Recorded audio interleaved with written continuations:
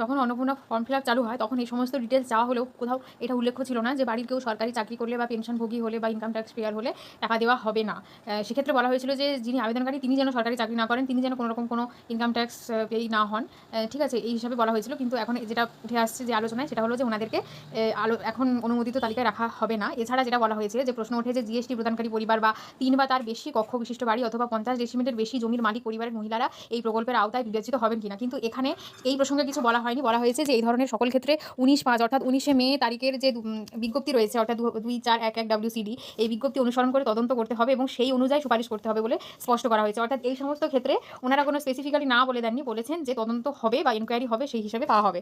এরপরে এটা বলা হয়েছে যে আপনাদের বাড়ি বাড়ি আইসিডিএস কর্মী, সহায়িকা, সুপারভাইজার বা ইচ্ছুক বিএলওরা এদেরকে হচ্ছে ভেরিফিকেশন বা ইনকোয়ারি কাজে যদি নিযুক্ত করতে হয় তার জন্য আলাদা করে একটা বেতন হবে। তো এই ছিল সাধারণ মানুষদের জন্য এই বিজ্ঞপ্তি। এবং এছাড়া কলকাতা মিউনিসিপ্যাল কর্পোরেশনের যারা ভেরিফায়ার আছে তাদের ওয়ার্ডের বিবরণ এবং সেটা হচ্ছে যেটা এনআইসি যেটা প্রদর্শন করবে সেই হিসেবে হবে। অর্থাৎ সব মিলিয়ে যেটুকু জানা গেল যে এডিএম, এসডিও, বিডিও এনারা সব কিছুতেই হচ্ছে একটা পুঙ্খানুপুঙ্খ আলোচনা করেছেন এবং সেখানে সব কিছুই যেটা আছে যে যেটুকু বোঝা গেল যে যেগুলো ফর্ম অফলাইনে যারা প্রপারলি অ্যাপ্লাই করেছিলেন তাদের কাগজপত্র ডিজিটাইজড করে দেওয়ার অনুরোধ জানানো হচ্ছে আগামী 10ই জুলাইয়ের মধ্যে, যাতে জুলাই মাসে যারা এখনও টাকা পাননি তারা পাবেন। এবং বাকি যেটুকু যাদের আন্ডার এনকোয়ারি রয়েছে তাদের সবটাই হচ্ছে তথ্য এনকোয়ারির মাধ্যমে সব কিছু বিবেচিত হবে বলে জানানো হয়। তো এই ছিল আজকের ভিডিও এবং এডিট অপশন অবশ্যই চালু হয়ে গেছে। আপনারা চোখ রাখুন চ্যানেলে এবং কোনো রকম কোয়ারি থাকলে অবশ্যই কমেন্টে জানান। এবং নিয়মিত যাদের ফোন নাম্বার রয়েছে ওটিপি বলিয়ে দিয়েছি, বারবার পোর্টাল চেক করতে থাকুন এবং কোনো রকম ফেক খবরে শুনবেন না।